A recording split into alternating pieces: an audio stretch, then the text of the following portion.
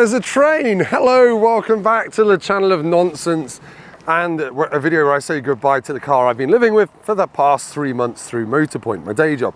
It's my Mazda CX-60, and in this video I'm just basically going to drive it to swap it for my next car, but along the way I'm going to tell you what I've liked and not liked about this car. I'll give you a quick look around it now in the rain, but if you head over to the Motorpoint YouTube channel, there is a full in-depth, professionally shot review of this exact car, so let's get cracking. So this CX60 then was originally 52.5 grand. It's got 20,000 miles on it now, so it's only worth 30 grand. And I picked this because I wanted a mid-size family SUV. This is the same length as a BMW X3, but I wanted something a bit different. And the whole reason I picked this car is because it's got Mazda's new 3.3 litre straight six diesel engine, which is torquey yet economical. Look at the fly splatter on that. Just a very quick walk around. I've done a review of these on the channel before. But yeah, it's got lovely small Mazda steering wheel, nice leather seats, ignore the crumbs, they're ventilated as well. Gear knob there, big infotainment screen with Apple CarPlay and Android Auto. You can see I've been averaging 46 miles per gallon. Got some door bins. It's locked, hang on, I am professional, I promise. I can't turn the engine off because the 12-volt battery is running low. Reasonable amount of space in the back, the kids haven't minded. They have minded the suspension, which I'll whinge about in a second.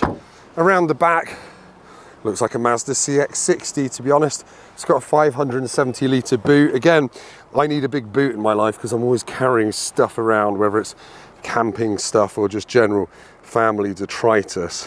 So yeah, it's got a big old boot there as well with this clever meshy parcel net, and under there there's a little bit of space that I've never ever used. So that's what a Mazda CX-60 is in about 90 rushed seconds. But would I recommend you buy one? No. And here's why. Look at my vines. My vine's doing very well this time of year. Alrighty, my last drive in my Mazda CX-60. And it's not been, I'd say, literally the smoothest experience with a car I've ever had. So I got this car because big diesel engines are cool and they suit my driving. Long distance, great fuel economy.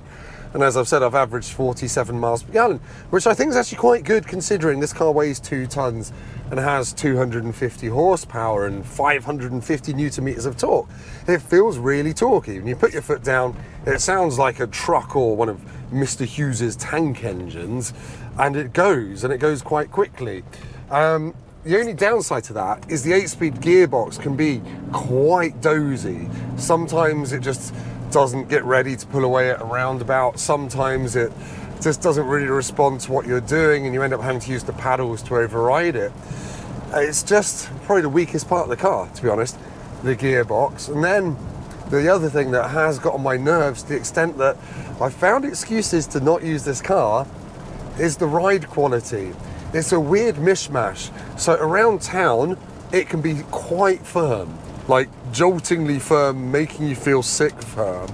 And also exposes quite a few rattles in the interior from the B-pillars backwards, which is just not very Mazda. But then when you get to a corner, you've got this nice thin steering wheel, it's nice and weighty, and you turn it in, and there is a lot of body lean, which isn't matched up to the feel of the steering. So it's all at odds with itself when you drive this car, and then it's quite noisy on broken surfaces. It's not as relaxing as I wanted a big diesel car to be. It's not a relaxing cruiser by any stretch of the imagination. Yeah, I've just got out of the new Porsche Macan EV this morning. Admittedly, that one's 107 grand and it's on air suspension, but it's like driving a swimming pool compared to this. It's just not good enough. And I know that Mazda, in the subsequent years, this is a 2023 car, they have tweaked the rear suspension to hopefully improve it. But I've not tested that, so I can't confirm. All I would say is it's got to the point where my kids were feeling sick in the back of this car and actually being sick in the back of this car. And they've just spent the weekend in a Porsche 911 and loved it. So they're not complete wet wipes. You're allowed to say wet wipes? I don't know. Yes, other things I like. I like that you get loads of kit on this Humura model. I've got a head-up display, I've got heated and ventilated seats, and it all feels very premium. I like the minimalism of the interior. I've got climate controls, but otherwise it's fairly reductive in here, and it's just a relaxing ambience. And yes, you can get it with white leather and with wooden inlays and flamed bits of maple that look like they came from a guitar factory. And that's all good stuff. And the seats are comfortable and all the rest of it. It's got so many of the right ingredients. It's just the real fly in the ointment is the way it drives. And I can't even say that you wouldn't notice the suspension.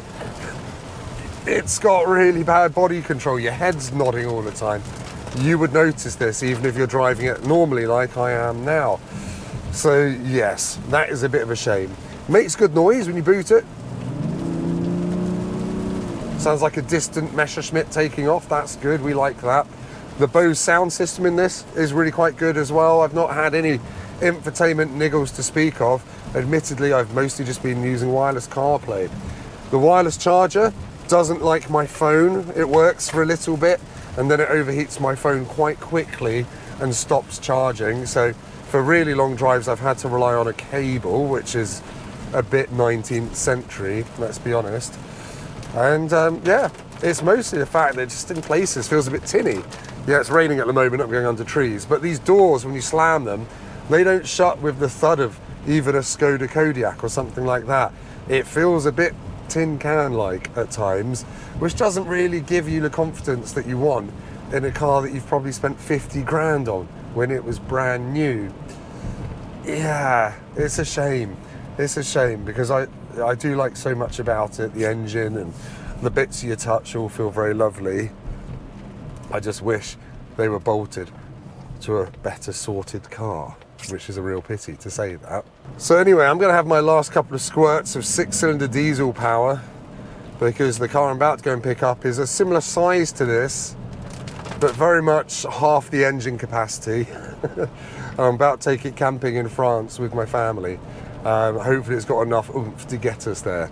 It's very gold, it's quite new, and it's very on brand for me. But anyway, I'll let you work that out down in the comments. Thank you for watching this video. If you've liked it, please hit like. Drop me any questions you have down in the comments. I have to say, it's been one of the most disappointing new cars I've lived with. Not going to sugarcoat it. It's got on my nerves. I've actually only done about 1,200 miles in it since I've had it because I found excuses to use other things. Thank you for watching. Goodbye. Japanese word for your pants are on your head. And I'll see you next time.